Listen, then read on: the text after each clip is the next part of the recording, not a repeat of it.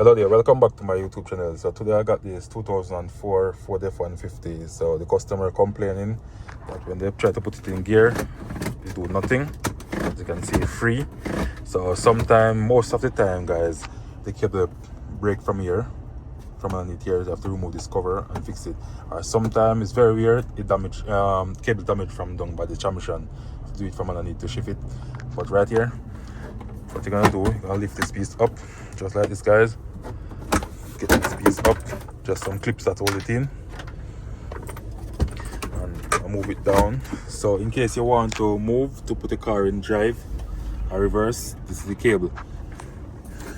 So it goes right. Let me see if I can show you guys. It's a bit difficult. Okay, alright, see that piece right there, that's where the cable goes. This cable go right there. It broke. So you go on this piece just like this, guys. So if you happen to having the same issue like this, guys, all I need to do, take this cover off and you can shift it from here. So now it's in park. So to get it in park, you have to make sure it's all the way pushed down forward, like you're pushing it to the front of the vehicle.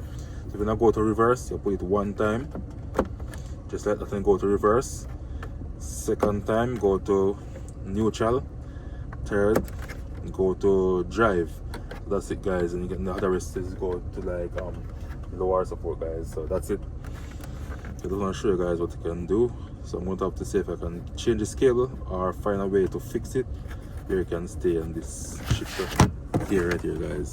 So that's it. So if you have the same issue, guys, that's how you can move your car if you get stuck on the traffic or anywhere out there, guys. So hope this video helped you all out there. So if you find this video useful, please like, share, comment and subscribe. Thank you.